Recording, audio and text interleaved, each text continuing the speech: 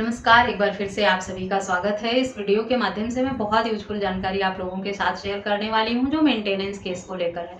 और ये Rajneesh versus Neha judgement जो है उसी से संबंधित है। आप लोगों ने फेमस जजमेंट जो है सुप्रीम कोर्ट का रजनीश वर्सेस नेहा, जिसकी गाइडलाइन में जिसको ध्यान में रखते हुए ही आजकल फैसले जो हैं लोअर कोर्ट के, हाई कोर्ट के होते हैं 125 सीआरपीसी या बीएनएस के सेक्शन 144 भरण पोषण के जो हैं, चाहे पत्नियां डीवी के केस में एप्लीकेशन लगा के मेंटेनेंस लेती हूँ या मेंटेनेंस का केस अलग से करके लेती हूँ, पति की इनकम बढ़ा चढ़ाकर बता देती हैं, अपने आप को बेरोजगार बेसहारा बताती हैं और मोटा अमाउंट की मांग करती हैं। और रजनीश वर्सेस नेहा जैसे जजमेंट होने के बाद भी पतियों के हक में फैसला नहीं हो पाता है। कहीं ना कहीं ये वीक पॉइंट हमारे जुडिशरी के अंदर भी है, या लड़के लोग अपनी बात को सही से नहीं रख पाते हैं, कोर्ट के समक्ष बता नहीं पाते हैं, जिस वजह से गलत आदेश होते हैं। सबसे पहले तो आपको ये समझना है रजनीश वर्सेस नेहा जजमेंट में कि सुप्रीम कोर्ट का निर्देश है कि डेट ऑफ एप्लीकेशन से ही मेंटेनेंस का आदेश होना जरूरी नहीं है। डेट ऑफ ऑर्डर जो है उससे भी खर्चा दिया जा सकता है पत्नी को। तो आपको ये रजनीश वर्सेस नेहा जजमेंट के कुछ पॉइंट्स हैं जिन्हें आपको समझना होगा बहुत अच्छे से, ताकि जब आप पर मेंटेनेंस का केस हो तो आप अपना बचाव आसानी से कर सकें और अपने डिफेंस में आप अपने पक्ष को बहुत अच्छे से कोर्ट के समक्ष रख सकें, ताकि आपके हक में फैसला हो सके या आपके अगेंस्ट मोटे अमाउंट का आदेश ना हो। क्योंकि छोटी छोटी बातों को ध्यान में रखकर ही आप मेंटेनेंस केस में अपने आप को जिता पाते हैं। जब पत्नी आपकी इनकम को बढ़ा चढ़ाकर और मोटा बड़ा अमाउंट दिखाकर कमाई का मेंटेनेंस की मांग करे और अपने आप को जीरो दिखाए कि वो कुछ नहीं करती है, उसकी कमाई कुछ नहीं है, तब आपको ये ध्यान रखना है कि इनकम और खर्चे दोनों पक्षकारों को कोर्ट के समक्ष देना होता है। पत्नी भी अपनी पूरी डिटेल रजनीश वर्सेस नेहा की एफिडेविट के हिसाब से ही कोर्ट में लगाएगी और पति को भी देना होगा। साथ ही इस बात को जरूर हाईलाइट करें कि पति अगर 1 लाख कमाता है तो 1 लाख में से उसकी जिम्मेदारियां कितनी हैं, एसेट्स एंड लाइबिलिटी क्या है पति की, जो फिक्स जिम्मेदारी है उसकी, उसके ऊपर कार लोन है, उसके ऊपर होम लोन है, उसके माँ बाप बूढ़े हैं, उन पर उसके कितने पैसे जाते हैं, उसका कोई बच्चा है, उसकी एजुकेशन में कितना खर्चा होता है। 1 लाख कमाने वाले व्यक्ति की जो सैलरी 1 लाख होती है तो उसके हिसाब से मेंटेनेंस नहीं बनता है कि पति 1 लाख कमाता है तो 1 लाख ही 1 लाख के हिसाब से आदेश होगा। 1 लाख जो कमाता है उसके सर पे जिम्मेदारियां भी तो होती हैं। आपको इस बात को हाईलाइट करना है कि आप 1 लाख कमाते हैं लेकिन आपके पास बचता अगर 10,000 रुपए है तो आपको उस 10,000 में से ही मेंटेनेंस देना है। ऐसा साफ लिखा हुआ है रजनीश वर्सेस नेहा जजमेंट में। उसे एक बार पढ़ें और उसकी कॉपी जरूर लगाएं। इसी का हवाला देकर आप अपने सारे तर्क एक एक करके कोर्ट के समक्ष रखें। साथ ही आपकी पत्नी ने अपने आप को बेसहारा ये बता दिया है कि कुछ नहीं कमाती, इनकम जीरो है, उन्हें भी अपने कमाई खर्चे सबका विवरण देना होता है एफिडेविट के माध्यम से। पत्नी ने अगर झूठ बोला है, आपको लगता है वो कमा रही है, उसने अपना कोई बैंक डिटेल छुपाया है, जैसे पत्नियां जब केस करना चाहती हैं तो वो जो पुराना अकाउंट होता है ससुराल वाले के नॉलेज में उनको यूज ही नहीं करती हैं, वो बाद में नया अकाउंट ओपन करा लेती हैं और उस अकाउंट में अपना जो ट्रांजेक्शन करती हैं पुराने अकाउंट में 2-4 हज़ार रुपये, 10,000 रुपये ही सिर्फ रखती हैं और पिछले 6 महीने साल में कोई पैसा नहीं आया, वो कैसे जी रही हैं और लोगों के टुकड़ों पे पल रही हैं, हालातों की मारी हैं, अपने आप को ऐसा बताती हैं। आपको ये ध्यान रखना है, दिमाग लगाना है तब कि आपको इनकम टैक्स डिपार्टमेंट से आरटीआई लगाकर पत्नी से आईटीआर की डिटेल निकलवा लेनी है।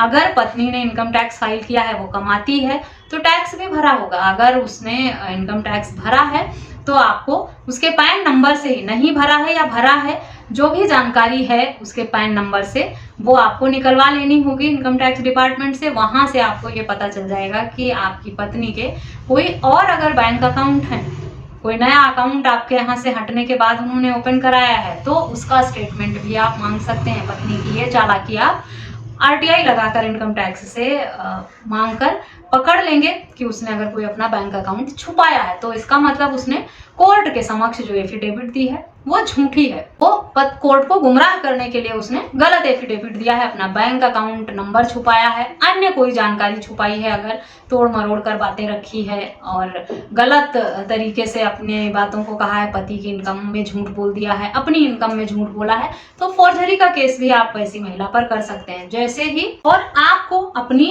इनकम के साथ साथ अपने जो फिक्स खर्चे हैं वो बताने होंगे। 1 लाख कमाता हूँ तो इतना लोन में चला जाता है घर के, इतना कार के लोन में, इतना बच्चों पे, इतना पेरेंट्स पे, इतना घर का खर्चा है।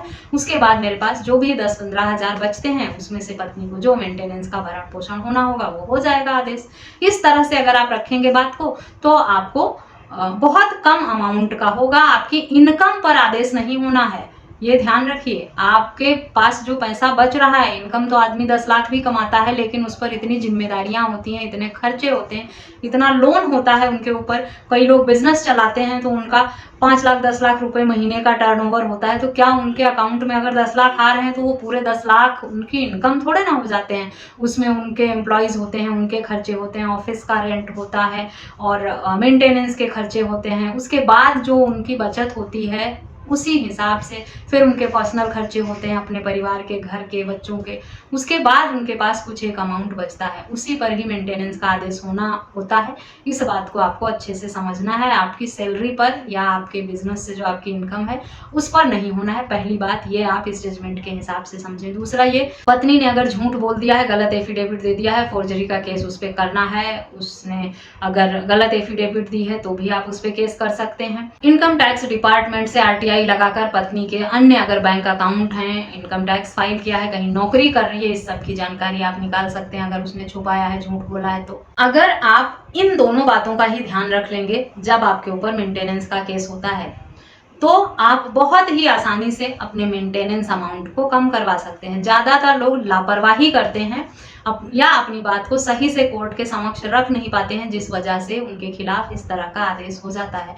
तो इस तरह की छोटी छोटी बातों को समझना है आपको और उसी हिसाब से अपना बचाव करना है कोर्ट के समक्ष। जब आप कोर्ट में कहेंगे कि मैं बेशक 1 लाख रुपए सैलरी लेता हूँ लेकिन 90,000 रुपये मेरे फिक्स खर्चे हैं, सिर्फ 10,000 मेरे पास बचता है, उस 10,000 में मैं इमरजेंसी खर्चे के लिए भी अपने पास रखता हूँ, तो कोर्ट को आपकी बात जरूर समझ में आती है। फिर आप अभी तक न जाने कितने हाई कोर्ट और सुप्रीम कोर्ट के ऐसे जजमेंट आ चुके हैं जिसमें हाई कोर्ट का, सुप्रीम कोर्ट का ये निर्देश रहा है कि पति पर मेंटेनेंस का बोझ जो है वो पनिशमेंट की तरह नहीं होना चाहिए। उसको पनिशमेंट नहीं है भरण पोषण पत्नी को देना। जो उसकी कमाई है, उसके खर्चे हैं, उसके बाद जो पति के पास पैसा बचता है उसी में से वो पत्नी को भरण पोषण देने का हकदार है।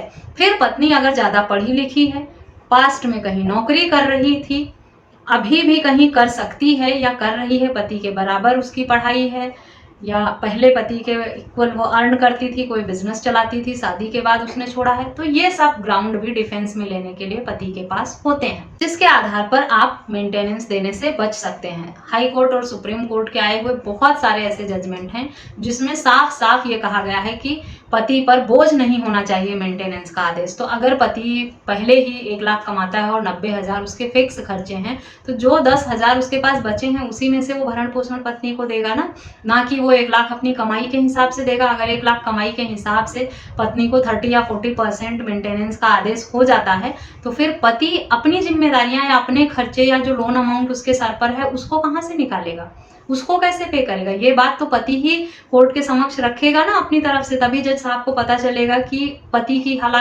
हालात क्या हैं। अगर आप कोर्ट के समक्ष ये बात नहीं रखेंगे कि आप पर इतना लोन है, इतने फिक्स खर्चे हैं, बेशक आपकी इतनी कमाई है पर आपकी जिम्मेदारियां भी इतनी हैं, आप ही ये बात बताएंगे तब अपना बचाव कर पाएंगे। तो इस बात का ध्यान रखें कि जब आपकी पत्नी बढ़ा चढ़ाकर आपकी इनकम बताती है, झूठ बोलती है, तो उसको गलत साबित करना है आपको। एक्चुअल आपकी जो इनकम है वो आपको कोर्ट के समक्ष रखनी है, साथ ही अपने पूरे खर्चे का विवरण भी बताना है कि आपके फिक्स खर्चे इतने हैं और इतना बचता है। उसके बाद महिला हाईली क्वालिफाइड है, पहले कमाती थी, अभी भी कमाती है या कमा रही है, या इनकम टैक्स से डिटेल निकलवा कर अगर आप साबित कर सकते हैं कि इस तरह से टैक्स फाइल किया है, पार्ट टाइम या फुल टाइम ये वर्किंग है, इसने झूठ बोला है, तो अन्य केसेज भी उनके ऊपर आप कर सकते हैं, झूठ बोलने का और फॉर्जरी करने का, झूठी एफिडेविट देने का। साथ ही साथ आप अपना मेंटेनेंस अमाउंट भी जीरो भी करा सकते हैं और कम भी करा सकते हैं। कहने को ये बहुत छोटी सी बात है, लेकिन अगर आप इसे सही से समझेंगे तो आशा करती हूँ आपको ये बात समझ आ गई होगी कि आपको कोर्ट में मेंटेनेंस का केस जीतने के लिए खुद ही अपना दिमाग लगाना होता है। जज साहब को आपके किसी भी फैक्ट के बारे में कुछ नहीं पता, कोर्ट को कुछ नहीं पता कि आप किन हालातों से गुजर रहे हैं, आपकी फाइनेंशियल स्थिति कैसी है। जब तक आप ये ब्यौरा नहीं देंगे कोर्ट में, तो कोर्ट को कैसे पता चलेगा? कोर्ट को तो पता है आपकी पत्नी ने जो बताया उसी हिसाब से मेंटेनेंस बंधेगा। तो गलती कहीं ना कहीं आपकी ही होती है। आप बहुत बारीकी से अपने मेंटेनेंस केस को समझें, दोनों तरफ से। आपकी पत्नी ने जो भी कहा है उसमें कितने झूठ बोले हैं, उसने क्या बताया है, क्या छुपाया है, और आपकी इनकम में आपको कैसे खर्चे बताकर अपनी जिम्मेदारियां कम करनी है। आशा करती हूँ मेंटेनेंस पर ये जजमेंट आपके लिए यूजफुल होगा। इस तरह की और भी यूजफुल जानकारी पाने के लिए मेरे चैनल को सब्सक्राइब करके बेल आइकन प्रेस करना बिल्कुल भी ना भूलें। मुझसे किसी और टॉपिक पर जानकारी चाहते हैं तो वीडियो में दिए गए व्हाट्सएप नंबर पर संपर्क कर सकते हैं या कॉमेंट करके पूछ सकते हैं। इस वीडियो में बस इतना ही, मिलते हैं नेक्स्ट वीडियो में। तब तक के लिए थैंक यू एंड बाय।